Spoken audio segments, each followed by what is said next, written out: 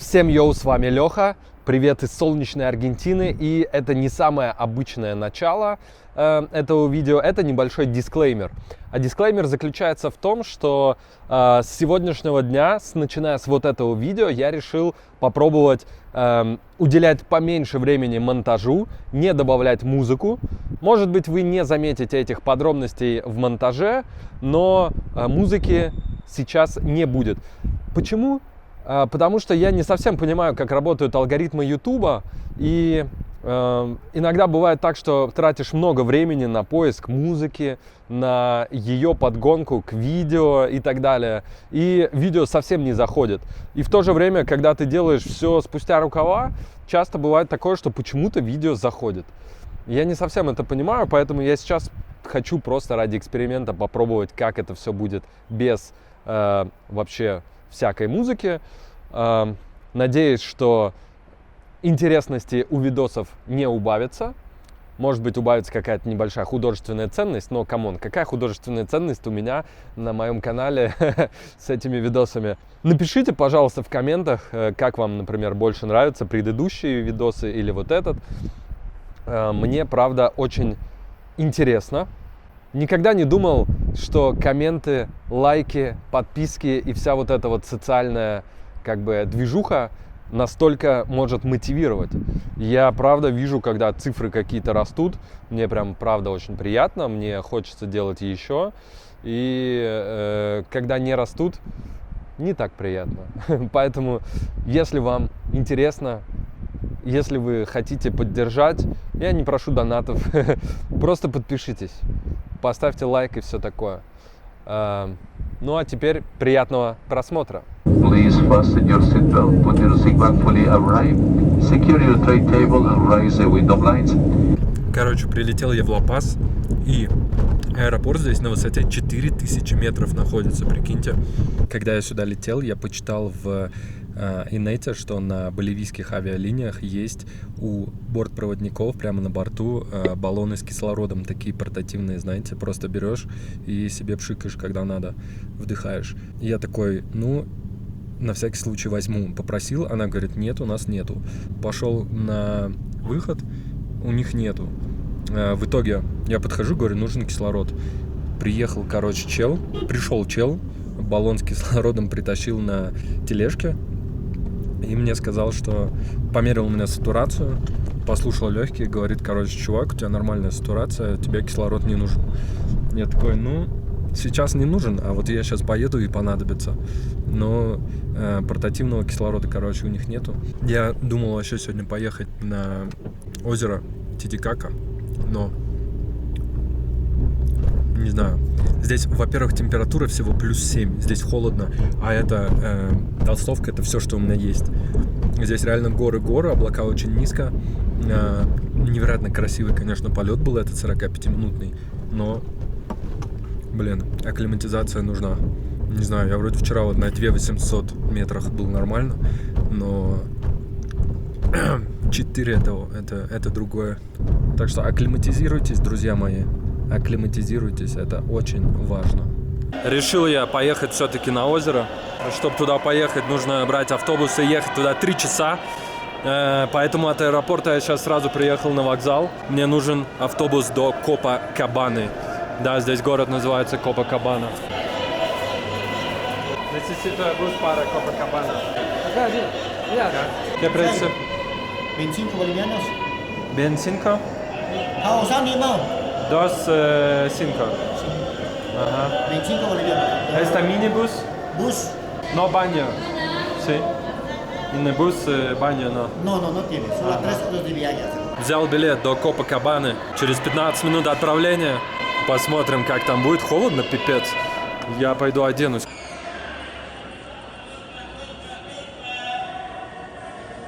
Напялил на себя еще одну футболку. В итоге у меня 2 футболки. Толстовка, приоделся, К местному холоду я не был готов. Прямо на вокзале стоят вот такие автоматы. Стоит 1 боливиан 98 года. Телеки новые, автоматы старые. Такое вот питье я себе подготовил. Sí, señor. Sí, para blogger, YouTube. Ah, para YouTube. Sí. ¿Cuándo vale eso? Rusia. Mi Rusia. Ah, pero escrito está eso. ¿Ah? Escrito está eso. ¿Escrito? Tiene que cumplir eso. Mi hablo español poco. Poco hablas, ¿no? Sí. El camino es lo que está cumpliendo. Camino. Sí. Ah, Rusia eso está cumpliendo. Argentina, Sí. Bolivia, Sí. Tarija. Tarija. Tarija, Cochabamba, La Paz. Sí. La Paz, Copacabana. Ya. Y mañana Cusco. Ah, Perú. Para Cusco, Perú, sí. O sea que está bien defiende de los pobres todo. La izquierda es, digamos, equidad, ¿no? Izquierda. Sí, sí. Ahí está el Putin, ¿no? Ajá.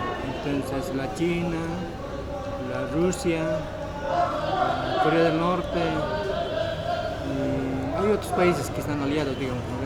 Ok. Pero el problema es uno, la debilidad es cero cristiano. Cero, Cristian. Sí, cero. Acá. No, el izquierda. Ah, ok. Así que dice, no hay Dios, Sí, sí. pero hay Dios. Por eso nos da la lumbrera, crió Dios, todo lo que vemos, todo.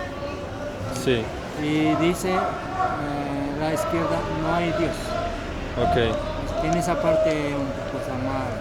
Sí. Está bien el Putin, pero esa partecita, esa parte. Porque Dios nos creó a toda la humanidad, la naturaleza, y habríamos que agradecer que nos damos bien, estamos viviendo bien, digamos. Gracias a Dios hay que decir, ¿no? Sí, A veces, ok.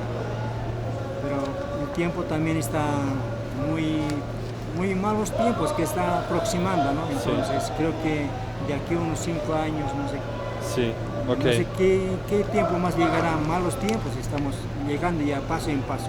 Ok.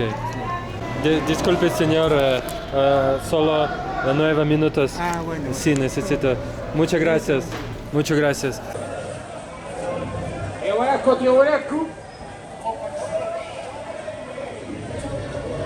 На этом прекрасном автобусе мы сейчас поедем.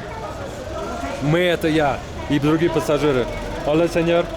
Copacabana? Sí, sí. Окей. Смотрите, никогда я не видел настолько лысой резину автобуса. Sí. И на нем мы сейчас помчим. Видимо, по серпантинам горным. Это жесть.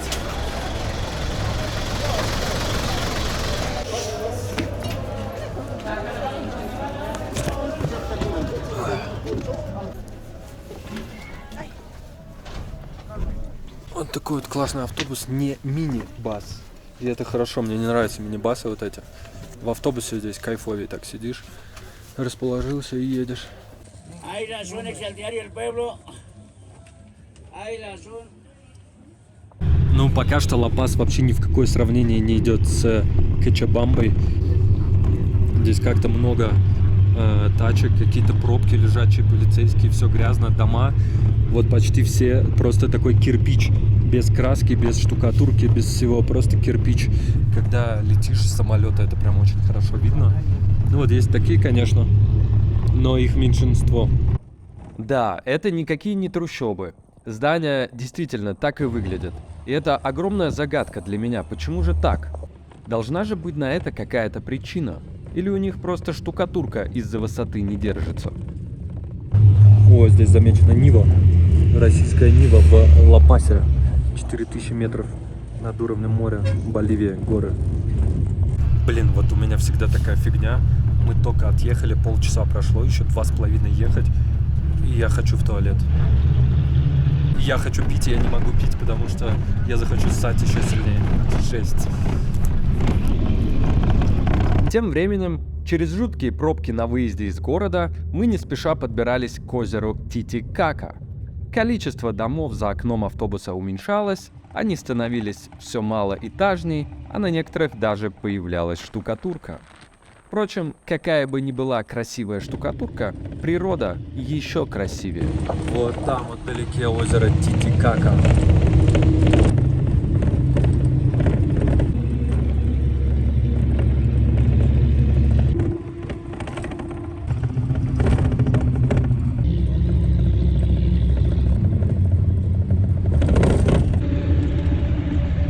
Ну что, добрались мы до озера Титикака. Вот здесь самое узкое место на этом озере, и здесь ходят паромы. Надо будет переправляться, значит, с этой стороны на другую, чтобы доехать до Копакабаны. Здесь вот есть паромы, видимо, для людей, а есть для автобусов. И человека чуть камера не угнала. И не совсем понятно, куда мне, где мой автобус вообще. Я потерял свой автобус. Автобус тут стоял. Походу, вот там мой автобус. Это мой автобус. Мой автобус отошел без меня, короче. Да ладно. What the fuck.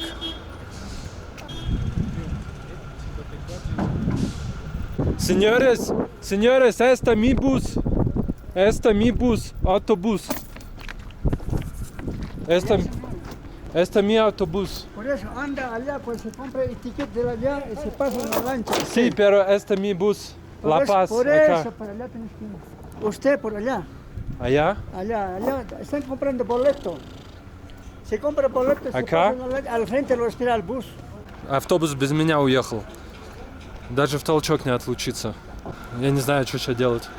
Он говорит, купи билет на ту сторону. Может, какой-то есть быстрый здесь катер. Сейчас попробуем догнать автобус. Пока-пока, мой автобус. Короче, мой автобус где-то вот там. А я сейчас на этом катере попробую его догнать. Не знаю, если у этого сеньора получится это сделать, то все классно.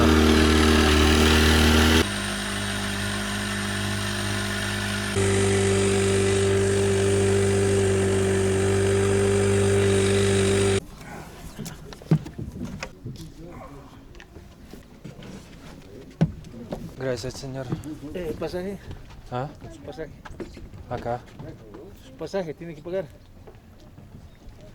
2 bolivianos acá. ¿A quién le ha dado? Acá. ¿Ya le ha dado allá? Sí.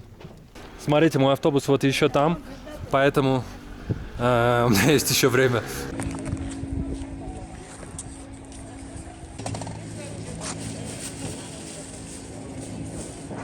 Я помню, с каким упоением наша географичка рассказывала об этом озере Титикака со смешным названием. В школе мне казалось название очень смешным, сейчас чуть менее смешным, но тем не менее. Очень красивое озеро, прям невероятно красивое, высокогорное. Здесь высота 4000 метров вот сейчас. Тем временем автобус подходит сюда, и я вижу, что он пустой, а все люди, которые за мной стоят, это пассажиры другие.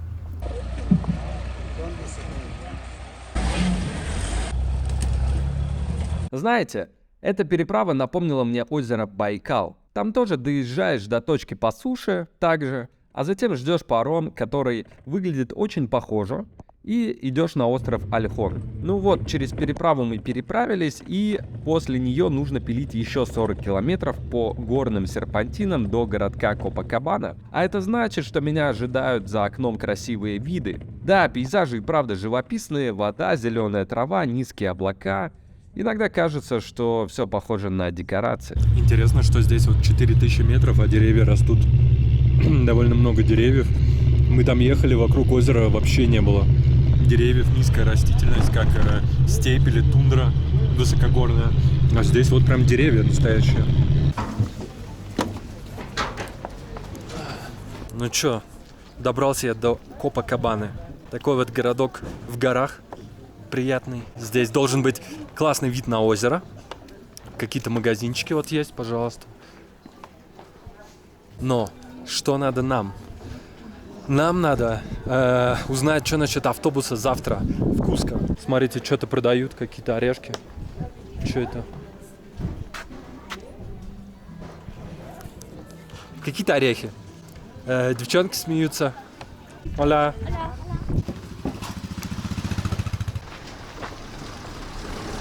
Hola, señor. ¿Qué está? ¿Qué está? ¿Qué está? Pues sí, zapato. А, para esta? А, окей. Окей, buen día. Это машинка для того, чтобы зашивать обувь или делать обувь. Вот я не пойму, почему здесь все оставляют вот так, просто кирпич такой красный. Почему никак не штукатурят? В Боливии, походу, угорают по таким манекенам. Вот, пожалуйста, такой страшный манекен. Челик с бородой. Такой. Esto bien, me gusta. Это. Вот у них здесь, кстати, у местных женщин распространены такие платья с, видимо, обручем каким-то внизу. И они реально их носят. Мне сейчас девушка сказала здесь, что там сейчас проблемы с переходом Перу и Боливии границы, поэтому проблемы с автобусом напрямую отсюда, из Копакабаны до Куско. Поэтому мне, походу, придется возвращаться в Ла-Пас 3 часа, а потом ехать в Куско напрямую. Обратно. Вообще беспонт, конечно. Еще одна попытка напитка из настойки коки. Теперь здесь реальные листья. На вкус, кстати, очень кайфовый. Очень горячо, но по вкусу вкуснее, чем зеленый чай. А тем временем в этом замечательном месте, помимо настойки отвара из листьев коки нормального, еще и эмпанаду с курочкой приготовили чисто для меня. Первый раз такое вижу, она супер горячая, при мне сейчас жарили. Вау. Не знаю, какой должен быть эффект от коки, от такой листовой. Пока что просто башку как-то распирает. Неприятно, не знаю, это с этим связано или с высотой. Короче, нет здесь автобусов, судя по всему. Не знаю, как добираться до Куско. Походу, придется возвращаться в Ла-Пас. Так не хочется, блин.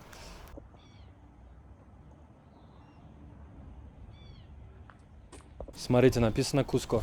Hola, necesita bus para Cusco. ¿Para cuándo? Una persona. ¿Para cuándo? ¿Para mañana? Mañana, sí. Sí, tenemos el de mañana, 11:30 de la mañana. No hablo español. Aunque tomorrow the part 11:30 in the morning.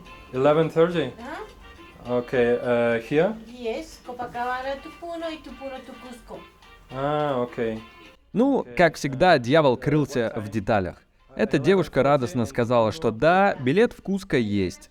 Но я решил углубиться в детали, и оказалось, что, во-первых, он с длиннющей просто пересадкой в промежуточном городе Пуна, это уже в Перу, а во-вторых, я уточнил, что за перевозчик, погуглил его, и отзывы и оценка 1,8 звезд не внушили мне доверия. Я решил не рисковать и подумать еще. Copacabana to Puno to Cusco. Окей, muchas gracias. Да, короче, мне придется возвращаться в Ла-Пас. Вау, смотрите, какой красивый хостел. Офигеть. Оля. Такие вот хостелы, отели, такая набережная, горы. И это пляж Копакабана. А это озеро Титикака. В Рестиках заметил очень много европейцев. Французов, немцев, судя по языку. Я такого еще не встречал за время своего путешествия здесь. Здесь, видимо, начинается туристическая, наиболее туристическая часть маршрута. Ну что, не хватай мою камеру. Ну что, как вы считаете, сильно похоже на Копакабану, которая в Бразилии, или нет? Пойду-ка потрогаю хоть водичку из этого озера прекрасного Титикака. Такое грязное, фу. Трогать ли ее? Я не буду ее трогать. Смотрите, какая грязная. Такое вот озеро Титикака. Честно говоря, я сюда приехал чисто ради того, чтобы побывать у озера Титикака. Ногой хоть потрогаю.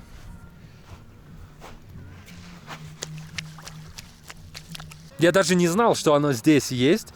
Но когда я смотрел по городам, смотрю, здесь рядом с этим городом озеро Титикака. Я такой, нифига, так нам про него рассказывали там на географии, что это очень высокогорное озеро. Может быть, самое, вот это я не уверен, вряд ли самое, но высокогорное, большое, пресное, наверное, озеро, раз озеро.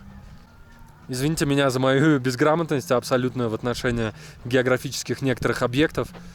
Надо почитать. Как говорится, не знать не стыдно. Стыдно не хотеть знать. А я хочу знать.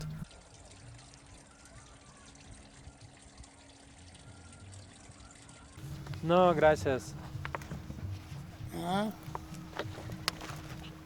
Ruso. No entiendo. No tengo Putin. Presidente de Rusia. No sé si está bien. Yo como con esa gente, lo que es con esa gente y el fútbol, Yo no me miro para nada. Porque hay gente que no sirve para nada. Ага. Para nada sirven, entonces por eso yo... А Зеленский? Украина? No, yo con ¿No? nada. Ni siquiera con mi Colombia. Los presidentes de Colombia me importan un pepino. Sí, sí, sí. El presidente y el fútbol. No me interesan a mí para nada. Окей, muchas gracias. Ve, Не знаю, что он хотел. Что-то он про футбол стал говорить. Может быть, он думает, что Путин президент футбольного клуба.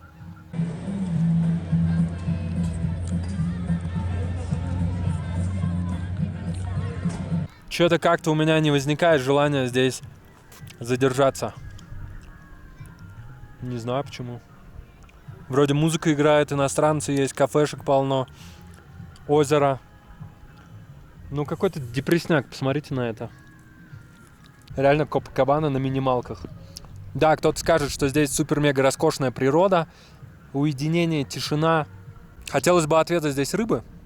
Да, здесь писали про труча или труха, называется форель. Говорят, здесь идеальная просто форель, лучшая форель на свете здесь, в Копакабане, Боливия. Но у меня снова нет аппетита.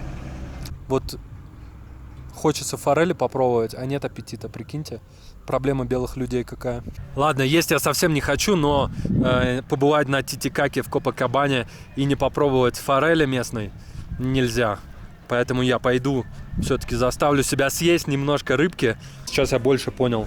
Из Копакабаны сейчас до Куска не добраться, потому что здесь, на границе с Перу, какая-то проблема. Там то ли пожар был, то ли что сказали. Короче, граница не работает. Я спросил, а из Ла-Паса тогда как они ездят? Вот Копакабана, вот Ла-Пас.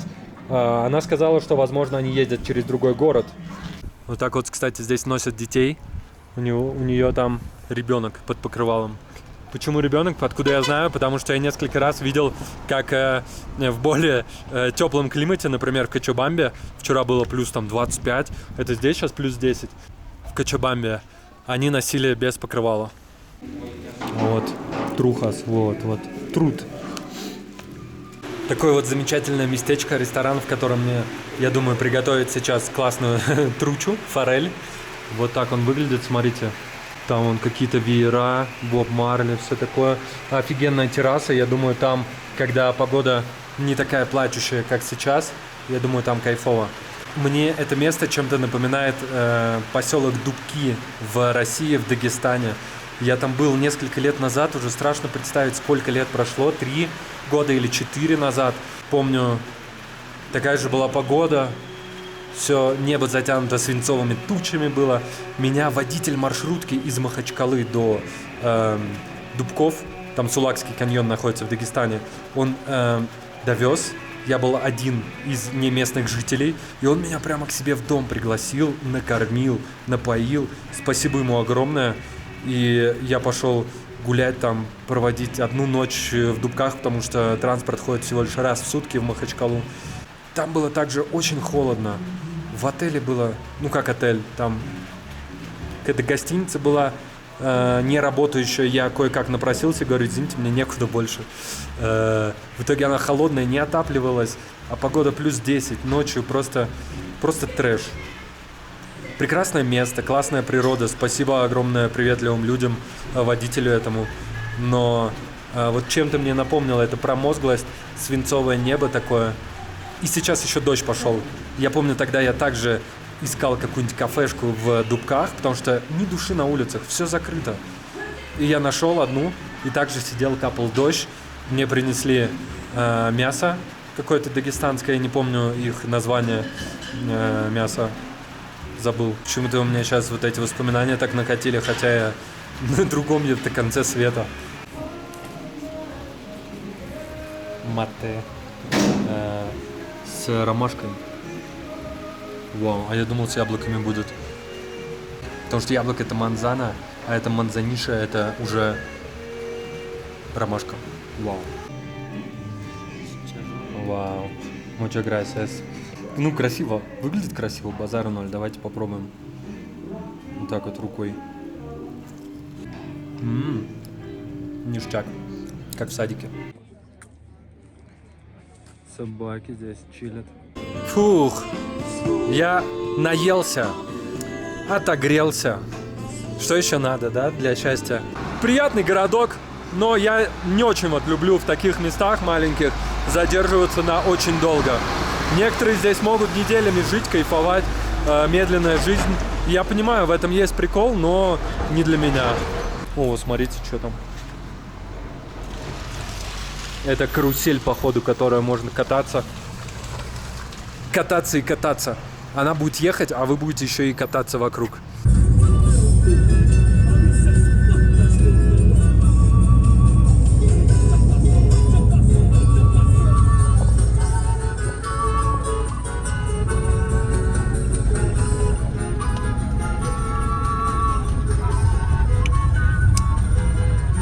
Вот здесь вот кажется, что облака очень низко. Посмотрите. На самом деле не кажется. Они на обычной своей высоте, но просто мы сейчас на высоте почти 4,5 километров над уровнем моря. И, соответственно, до облаков здесь, ну сколько они там, 5 километров, 6 километров. Прикиньте, когда вы в Питере, вот на 0 метров над уровнем моря, или в Лондоне каком-нибудь, и здесь на 4500. Поэтому облака реально как будто рукой можно достать. А вот такой прекрасный автобус с перуанской музыкой везет меня обратно в Ла-Пас с озера Титикака. Вот там Пепси меня благодарит за визит. И я тоже благодарю это место за прекрасную природу, хорошие дороги, за людей приятных.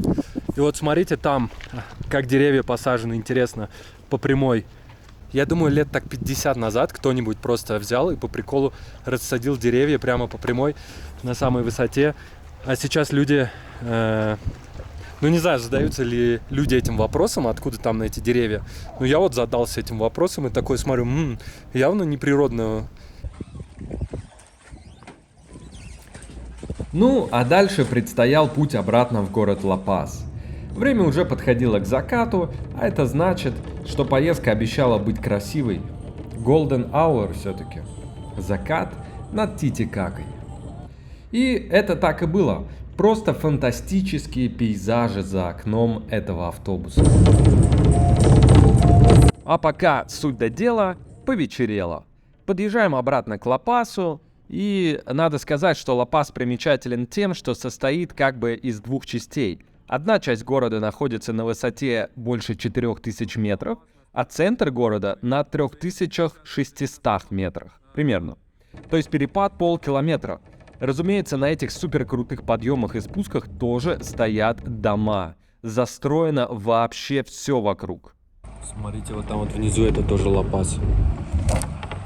Наконец-то я вернулся в Ла-Пас. И вот оттуда, смотрите, город какой многоуровневый. Разница в уровнях почти 400 метров. И мы сейчас спускались очень долго на автобусе оттуда вот сюда в самый низ. Ну, может быть, не в самый, но вниз. Ла-Пас — это какой-то город пробок просто. Мы километров 6 всего ехали 1,5 часа. Это просто капец. Все стоит, город не предназначен для машин, видимо. На улицах еще везде торговцы, какие-то маршрутки, не маршрутки. Ну вот, куча автобусов таких.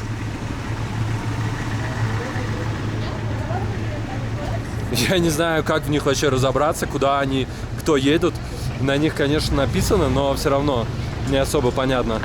Вот, чем прикольно это место? Тем, что здесь офигенная просто ночная жизнь в плане вот таких магазинов всяких. Это прикольно. В Аргентине такого практически вообще нет. Вот продают какие-то пирожки. Hola, señorita. В Аргентине такого вообще нет, и этого не хватает, я вам скажу.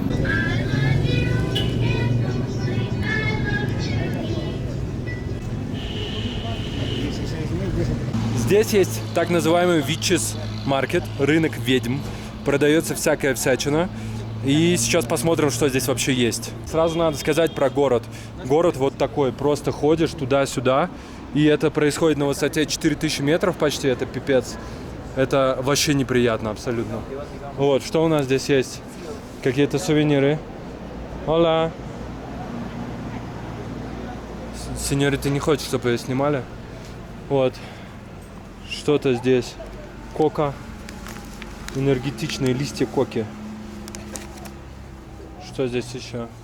Вау, смотрите, просто дофига. Ну, в основном сувениры какие-то.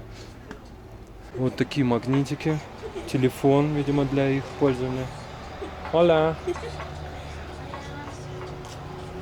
О, черепа, интересно, настоящие. Hola, señorita. ¿Esta real? Original? Real? Окей. Говорит, настоящие черепа. Короче, можно купить масла какие-то, я так понимаю. Какие-то свечи. Ну, пока ничего прям такого чего-то прям совсем. Ну, стандартная забегаловка. Вот только какие-то всякие есть штуки, смотрите. Рак можно вылечить, витилиго можно вылечить. Вот, для потенции. Че, ребятка, коку берем? Вот они такие есть. И я думаю, что вот здесь есть еще и свежак. Вот это может быть. Или не, вот это очень похоже. Тоже кока, чай с кокой. Но это пакетики, я такие пробовал уже, это не канает. О, вот, видимо, это тоже оно, но оно сушеное. В сушеном я слышал мало того, что дает эффект. Так, ну что, какой-нибудь крейзи будет? Вот смотрите, ведьма. Поэтому называется Witches Market. Hola, señorita. О, смотрите, это ламы. О, что это, вау. Смотрите, это ламы. Это чучело лам живых. Señorita, ¿esta original? Really? Вау. Вот можно купить лам. ¿Esta para qué? Para ofrendar a la tierra. Ofrendar? Sí, es para hacer, para empezar una casa, una construcción. Ah, Es para eso. en casa? Esta, ¿sí? Sí, cuando uno está empezando una casa. ¿Y qué precio para esta? De todo ofrece ahí. Hay 300, 400, 500 aquí. Окей. Sí. Окей, muchas gracias. Короче, она сказала, что настоящие ламы, для того, чтобы в доме все было хорошо, можно вешать также под лампу, туда, под потолок. И стоит от 300 до 500 боливианов, это где-то 3-5 тысяч рублей. Да, дофига, но камон, где вы еще купите чучело? Не чучело, я не знаю, что это. Короче, ламу. Умерщвленную. Что еще здесь такого? Вот это крейзи. Чучело ламы — это крейзи. Ну, гитара, вот какие-то музыкальные инструменты. Смотрите, есть поменьше чучело. Hola, señora. ¿Esta original? ¿Esta para qué? Para ofrendas, ¿Ofrendas? para la Pachamama, Ah, ¿ofrendas para persona o para casa o para la casa, edificio. casa? Ok. Wow. ¿Y qué precio para esta? Estos, los chiquitos, Ajá. 80, 80? 80 bolivianos. Ok. ¿En grande? 500. 500. Нужна ли мне лама? Скелет ламы? Это вопрос сегодняшнего вечера. Нужен ли мне скелет ламы? Или не нужен? Не знаю. Ну, вообще в рюкзак не поместится, я думаю. Так-то, конечно, нужен. Если бы в России продавался, то я бы купил обязательно. Вот тоже, смотрите, опять эти ламы умерщвленные. Офигеть, у них такой вид. У них такой грустный вид, как будто их просто голодом и обезвоживанием убивали. Офигеть.